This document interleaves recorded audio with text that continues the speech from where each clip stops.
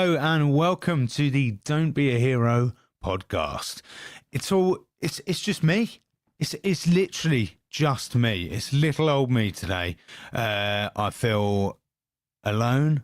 I feel fragile. I feel ever so independent here. This is the first one I've ever done solo, I believe. Poor old Matt's had to do quite a few during this time, but here I am. We're busy people, me and Matt at the moment. We're in so he's just directed me rather in a show that is happening in Ipswich. It's happening tonight. It's happening all week this week, and then we should for a few weeks be back to normal from next week. And I am excited. I'm excited to have my buddy back. Although I've been in a show and seen him arguably more times than I would have normally, I feel like we've been talking art, people. We've gone very, very cultural. I mean, this whole podcast is about art. So anyway, but what I mean to say is, I don't have my buddy. So here he is. I'm here on my own. You see how terrible this is going to be, right? I can't even formulate a sentence without him by my side, but I will struggle on regardless. We'd have some news. We've got some rumours. Obviously, a lot Fantastic Four based. So I'm going to talk about that. There's a Superman lawsuit bound that I'm going to talk a little bit about as well, and possibly a bit of the Punisher, and then we'll leave it at that. It'll be a nice short one today, but interested in your thoughts, so do get them in. Don't be a hero podcast at gmail.com. Interact with us on Instagram, on the Facebook, on TikTok. You can find us, and do give us a like, give it a follow, and see us on YouTube. There you go. That's it. Matt normally does all of that. I just sit here for the banter and good times. So here I am. Here it is. So Superman's global release, once again at risk. So this is courtesy of comicbookmovie.com. Thank you, guys. So Joe Shuster. Joe's estate files another lawsuit against Warner Brothers. Basically, and initially there was one back in April that was dismissed by US courts. However, there's been another, a new lawsuit. Basically, it's wrapped up in the, let me have a look. It's wrapped up around a tug of war between the family of the man who first brought Superman to the stage and Warner Brothers. You know what it's like. If you don't own something outright, someone's always gonna have a problem with it. It's Superman. Superman is freaking everywhere. Are we really going to start disputing every time that it comes up? I mean, you would, wouldn't you? If it means that you're going to get millions, then I suppose equally, yes, you're going to do that, aren't you? But anyway, there is a copyright case being looked at the moment. Now, this would affect. He's basically seeking an injunction around Superman being exploited. Now, this is specifically in the UK, Ireland, Canada, and Australia.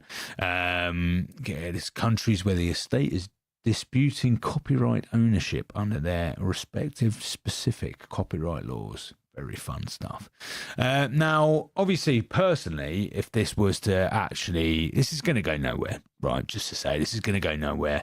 Warner Brothers aren't going to lose a legal battle like this. I can't imagine in any way, shape, or form at this stage. But obviously, being someone who lives in the UK, both me and Matt, like if this did kick off, then given that we are literally a couple of months from release, it would suck. It would suck big time, right? And I can't imagine what would suck biggest is Matt's really sad face on July the 11th should the release get pulled or at least postponed until this was dealt with. I think Matt would probably be in tears. But I don't think it will. I think this will go away very quickly, but we will keep on it. We'll give you the latest. But thank you for that. Comic book. What are you? Comicbookmovie.com. Thank you very much for that. But yes, let's hope that doesn't affect the release. But as we know, what we really care about, Superman, we care about, and Superman's going to be great. But for me, what I'm personally more excited about this summer is Fantastic Four. Fantastic Four is where I am all at this summer, right? I cannot wait for it. I think it's going to be brilliant. I'm sticking to my guns a little bit in regards to Robert Downey Jr.'s Doctor Doom. Now, I've been berated across the internet in many ways, and by Matt, for saying that I believe Doctor Doom is going to be a bigger feature in Fantastic Four First Steps than we're led to believe. I still do believe that, maybe not quite to the extent that I did before, but I just cannot see how we're getting to Doomsday without Doctor Doom being a fairly big. I think originally I said, like, I think I went quite ridiculous and said that he'd be in like 3/4 of the movie.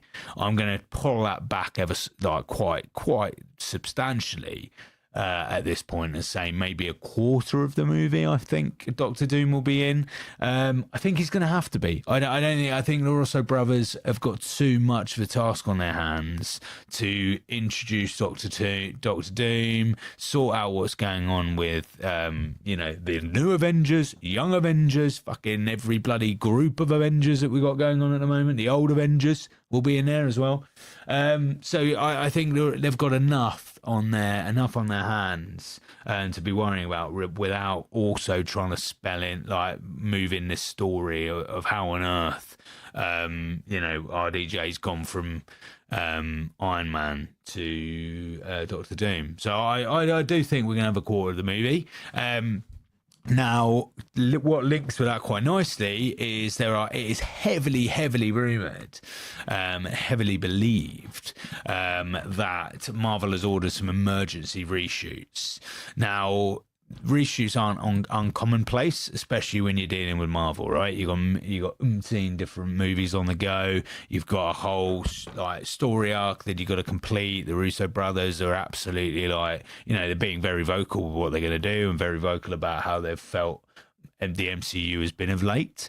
So I think it's going to be quite obvious that whatever they've got cooking for Doomsday and Secret Wars, that they're going to want something in Fantastic Four that's reasonably substantial in order for them to get to where they need to be.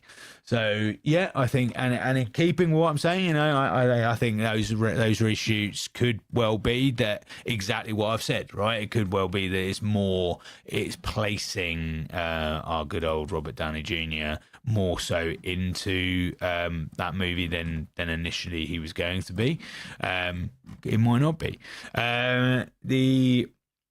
Yeah, so other people or other formats online have said that there's been, there's been some set pictures leaked, which feature Julia Garner in a humanoid form as Shalabol, which is an alien from the planet Zenlar, at least in the comics. So yeah, there's lots of stuff that, Rumourville's in overdrive at this point, right, about what could possibly be. Now, we are mere months now away from Fantastic Four. So, do we need to worry about the rumours? Nah, not really, because, we're about what will feel like 2 minutes away from the film releasing anyway. But it's always interesting to speculate, and that's what we do here, right? That's what we all want to do. We all want to speculate. We all want to guess and be the right person to guess as to what could possibly go on in Fantastic Four.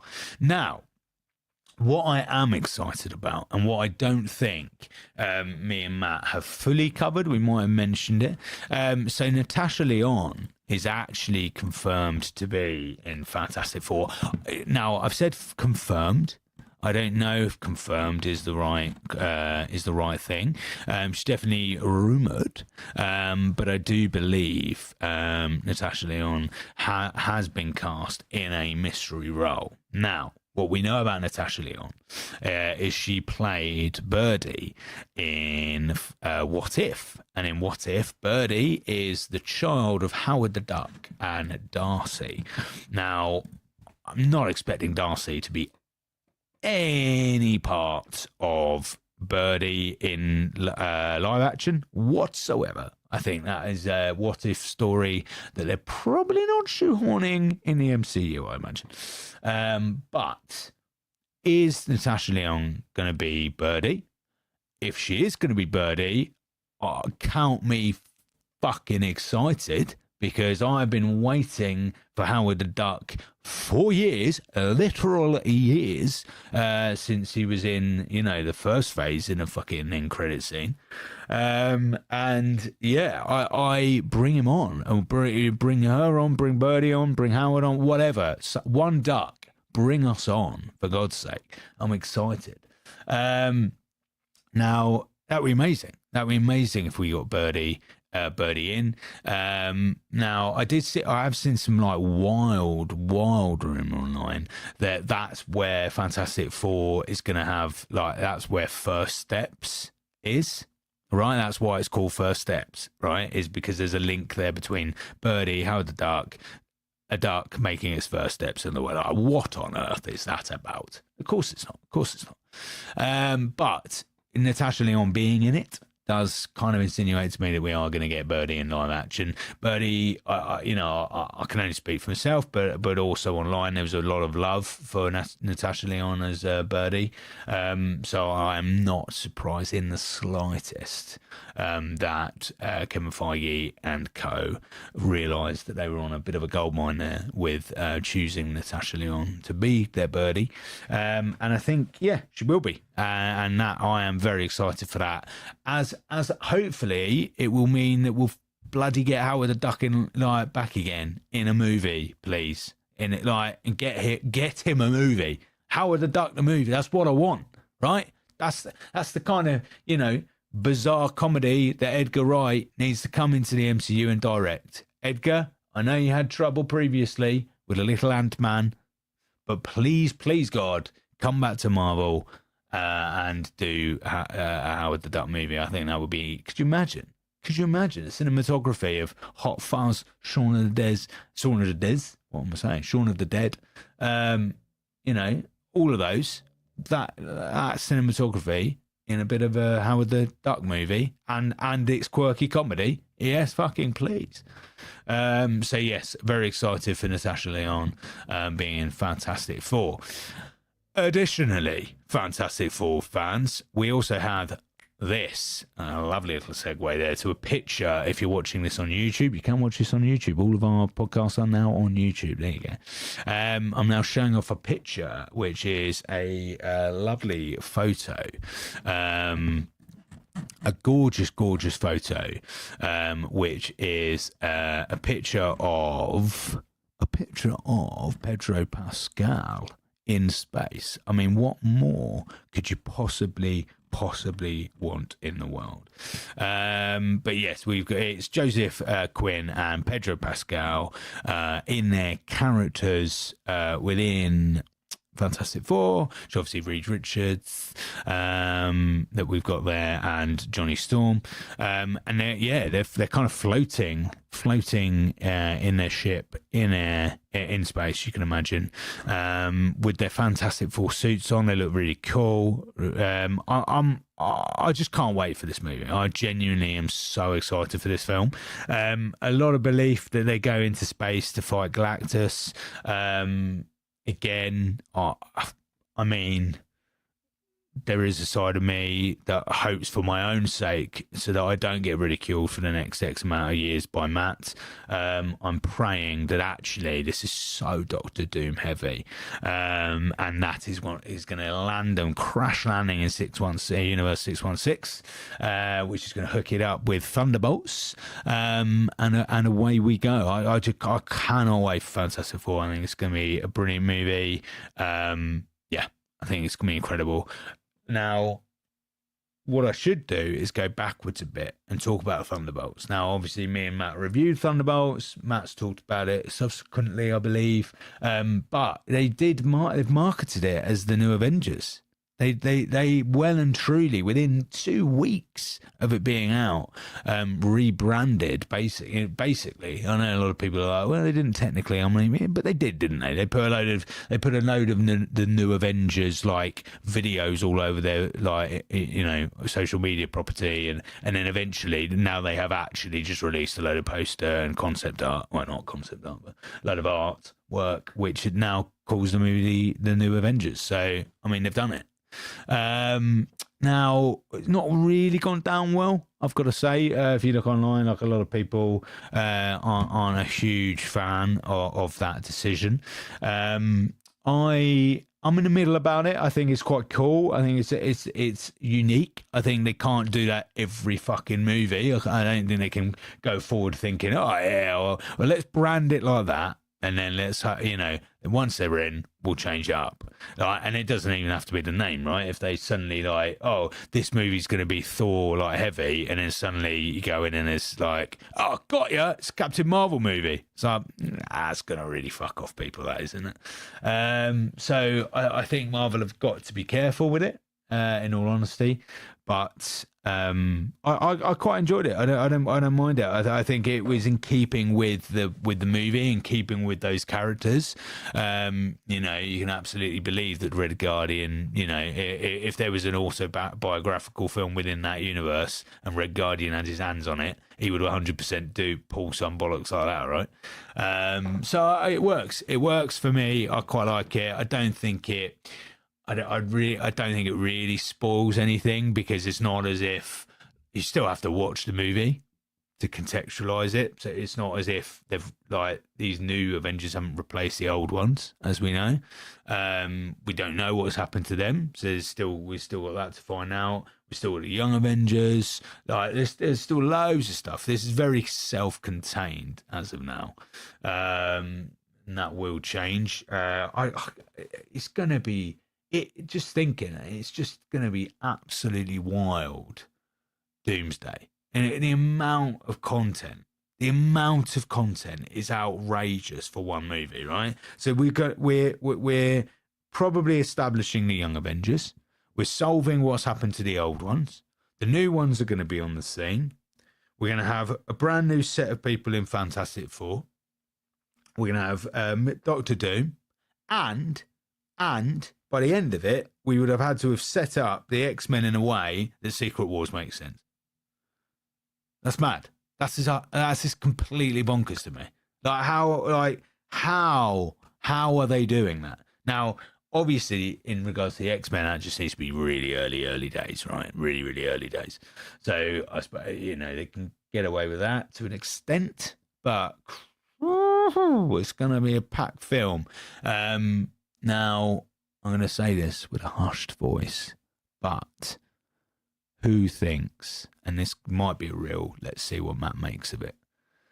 Do we think Doomsday might eventually become a 2-part movie? Given what we know about how much has got to be stocked into that tiny little cracker of a movie, do we think it's going to be a 2-parter eventually? I strongly suspect we are going to get 2 parts to Doomsday. I think that announcement will be really imminent, and then they're going to put Secret Wars slightly further down the line. I hope not about Secret Wars, but I've got a feeling that I just cannot see how Doomsday isn't going to be like a 6-hour epic otherwise. There's so much to fill in it. So much. And what you don't want is, you can't have a story like that being rushed either. You don't want to race through it. You want some nice scenes between characters where it's just that, right? It's just a scene of a couple of characters having a chat, right? That's what new Spider-Man, the most recent Spider-Man, when we got all the 3 Spideys together, right? We didn't have to race through it. We could enjoy all 3 of those Spider-Mans having a conversation and getting to know each other. Lovely stuff. Bring that on. But if we're going to have so much content to film, I'm not sure we're going to get that. So who knows? Watch your space. Also, just as a last little thing, so the Punisher, a special presentation that's currently in the works, they are reportedly looking to cast a female crime boss villain. So we're going to have a female villain in this. So John Berthel will co-write the script for this, and head of streaming Bard Winderbaum has said it's like a shotgun blast of a story, but also has all the pathos and emotion that you want out of a Frank Castle story. Very excited for the Punisher special presentation. Also should say, been recently announced that the upcoming, now dangerous for me to divert because I'm terrible with details and I'm trying to remember all of my lines for a play at the moment. Last MCU, sorry about this. Let's have a look. So, I'm not going to find it now. It's been all over my fucking feed. Come on, mate.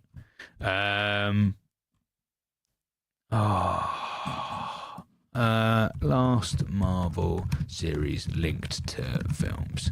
Come on, mate. Ridiculous. Apparently, a new report has suggested Marvel TV shows will stop featuring major MCU characters following the upcoming Vision series. So we're gonna have we've got a Vision series that is coming up. And that will be the last time we see big on-screen MCU characters. Now, it completely makes sense to me that they would do this, both in terms of contractual obligations with their stars. It means they can save them for the main films, but also, in many ways, the TV series have made the MCU too big. Right, this is for me what this golden thread that Matt always goes on about. God, whatever words goes on about. He's right, but and I think it's important, but I think the TV series have kind of lost that edge, right? Movies, MCU, I think it should just stick to movies because it means clean cut. Everybody's in the same position about seeing it. You don't have a subscription model. You go to cinema, you watch that movie. Everybody's caught up with what is the latest movement in the MCU.